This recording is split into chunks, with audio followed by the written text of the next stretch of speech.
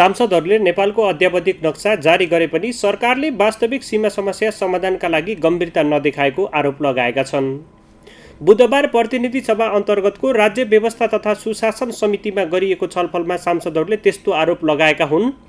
Strip नक्साको बलमा भारतले कञ्चनपुर जिल्लामा नेपालले भोगचलन गर्दै आएको भूमि अतिक्रमण गरेको विषयमा गरिएको छलफलमा सांसदहरूले त्यस्तो आरोप लगाएका हुन्। सांसद देवेन्द्र राज कँडेलले नयाँ नक्सामा कञ्चनपुरको अतिक्रमित भूमि समेटिएको छ कि छैन भन्ने प्रश्न गरेका थिए। द्वन्द्वकालमा नेपाली टोली समेत भारतमा गएर जारी गरेको नक्साका कारण समस्या उत्पन्न भएकाले गम्भीरता देखाएर यो विषयमा अध्ययन गर्नुपर्ने उनको भनाइ छ। र त्यो बेला जुन टोली खटिए नापीको र दुवै देशका नापी टोलीहरू मिलेर त्यसलाई एउटा निर्णायक मोडमा ल्याउनुपर्ने हो, अन्तिम त्यो चाहिँ निर्णय दिनुपर्ने हो। जहाँ नेपाल पक्षको पनि अब यहाँ सुन्नमा आयो कि भारतमा नै बसेर भारतीय पक्षहरूसँग मिलेर त्यो जुन नक्सा जारी गरियो या जुन किसिमको त्यो स्ट्रिप नक्सा ल्याइयो, त्यसले गर्दाखेरि अब हाम्रा त्यो बेला खटिएका कर्मचारीहरू कुन के को आधारमा चाहिँ त्यस किसिमले प्रभावित भए। यदि दोषी हुन् भने कारबाही हुनुपर्छ, त्यो पनि एउटा ल्याउनु पर्यो। अर्को कुरो, यो सीमा सम्बन्धमा राष्ट्रले गम्भीरताको साथ त्यसमा चाहिँ पहिले सरकारको तर्फबाट एउटा आफ्नो यसको बारेमा धारणा व्यक्त गर्न पर्यो। एउटा व्यक्तिले, एउटा संस्थाले या कुनै सरकारवाला व्यक्ति यो भूभाग भारतमा गयो, भारतको भूभाग नेपालमा आयो भनेर हामीले व्यक्तिगत दावा गर्नुभन्दा पनि प्रमाणको आधारमा नक्सामा जुन किसिमका सन्धि सम्झौताहरू भएका छन् त्यो आधारमा दावा गर्दाखेरि उपयुक्त हुन्छ। त्यसमा सरकारको धारणा हुनुपर्छ। त्यस्तै सांसद रामसाय प्रसाद यादवले सीमा सम्बन्धी वास्तविक काम कति सम्पन्न भयो भन्ने तथ्याङ्क सम्बन्धित मन्त्रालय लगायत सरकारवालाहरूसँग छ कि छैन भन्ने प्रश्न गरेका थिए। नयाँ नक्सा जारी भए पनि सीमा समस्या समाधानका लागि सरकार तयार नभएको उनको आरोप छ। सीमा सम्बन्धी वास्तविक कुरा के हो, कतिसम्म काम भयो, सम्पन्न भयो भन्ने कुरा मलाई लाग्दैन कि यकिन रूपमा कुनै सरकारवाला मन्त्रालयसँग अस्पष्ट त्यसको रेकर्ड या त्यस विषयमा कुनै तथ्याङ्क छ भन्ने। अर्को कुरा, त्यहाँ जुन सीमा सम्बन्धी जुन समस्या छन् त्यो समस्यामा एकजना हाम्रा नेपालका चाहिँ अब देशभक्त युवा चाहिँ त्यो सम्बन्धमा शहादत पनि हुनुभएको छन्।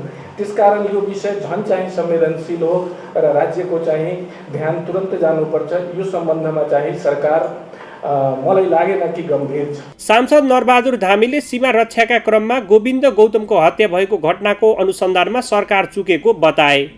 साथै जग्गाधनी पूर्जा समेतको भूमि भारततर्फ जाँदा समेत सरकार गम्भीर नभएको उनको आरोप छ। नेपालभित्र हात हतियार सहित भारतीय सुरक्षाकर्मी प्रवेश गरेर जनतालाई आतंकित बनाउने गरेको कुरा पटक पटक संसदमा उठाउँदा समेत सरकारले वास्ता नगरेकोमा उनको गुनासो छ। गोविन्द गौतमको हत्या किन भयो र त्यो बेलामा त्यो ठाउँको प्रत्यक्ष अनुगमन राज्यका तर्फबाट गरिनु पर्थ्यो कि पर्दैन थियो, त्यहाँ जान पर्थ्यो कि पर्दैन थियो, त्यो कुरामा राज्य चुकेको छ। दोस्रो पटक यो धेरै भयो र हामीले चाहिँ त्यत्रो एडिबीको सहयोगमा हामीले महाकालीको दोस्रो चरणको नहर सम्पन्न गरेका छौँ, बनाएका छौँ, त्यसबाट सिँचाइ भइरहेको छ। तर त्यो समेत इन्डियातर्फ पर्ने कुरा भइरहेको छ र इन्डियनहरूले त्यो त्यता चाहिँ के अरे हाम्रो चाहिँ पानी जो आइरहेको छ त्यतातिर चाहिँ अवरोध गरिरहेको अवस्था छ।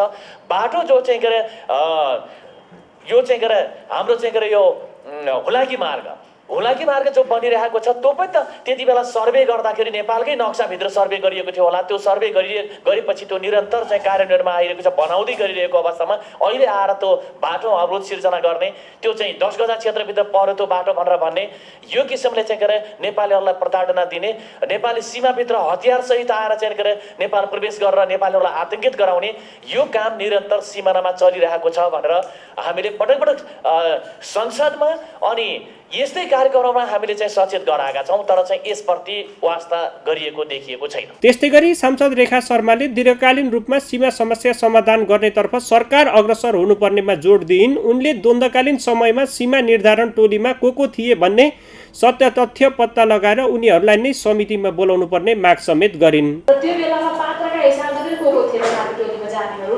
के कारणले यस्तो हो, किन यस्तो गरियो, त्यो विषयमा पनि अलिकति हामीले एउटा सानो टोली सफल गर्दै गर्दाखेरि उनीहरूसँग पनि एकचोटि सफल गर्न पर्ने हो कि त्यो रेकर्ड मन्त्रालयसँग अवश्य छ। को व्यक्तिहरू गए के गरे, किन यस्तो भयो भन्ने विषय पनि छ होला। त्यस कारणले गर्दाखेरि अब सरकार हुन त यसको जवाब त सरकारले दिने कुरा त भइहाल्यो, तर पनि फेरि पात्रका हिसाबले को थियो त भन्ने विषयमा पनि अलिकति एउटा खोजबिनको विषय हो कि जस्तो मलाई लाग्छ। समस्यालाई दीर्घकालीन ढङ्गले समाधान गर्ने गरेर अगाडि बढाउँ, सरकारले त्यसलाई अगाडि बढाओस्, यो माग म पनि गर्न चाहन्छु। बैठकमा सांसद देवेन्द्र राज कौडेलको प्रश्नको जवाफ दिँदै भूमि व्यवस्था, सहकारी तथा गरिबी निवारण मन्त्री पद्मा अर्यालले अद्यावधिक नक्सामा कञ्चनपुरको अतिक्रमित भूमि पनि समेटिएको बताएकी थिइन्। स्ट्रिप नक्सा दुई देशको सहमतिमा खारेज गर्न सक्ने प्रावधान भएको उल्लेख गर्दै मन्त्री अर्यालले भारतको केही भूमि नेपालतर्फ समेत भएको जानकारी दिइन्। हामीले जुन नक्सा अद्यावधिक गर्यौं त्यो नक्सामा यो क्षेत्र छ, अहिले मात्रै होइन हिजो पनि थियो।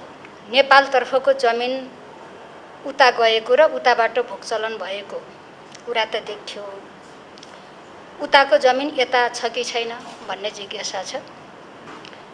मात्रा कति छ हामी पछाडि नै तपाईहरुसँग कुरा गरौँला, तर त्यस्तो छ।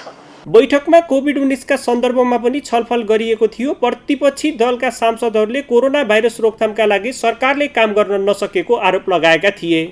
साथै स्वास्थ्य तथा जनसङ्ख्या मन्त्री भानुभक्त ढकालको अभिव्यक्तिप्रति आपत्ति समेत जनाएका थिए। मन्त्री ढकालले मंगलबार राजधानीमा आयोजित एक कार्यक्रममा सम्बोधन गर्दै सरकारको आलोचना गर्नेहरूप्रति मती सप्रियोस् भन्दै शुभकामना दिएका थिए।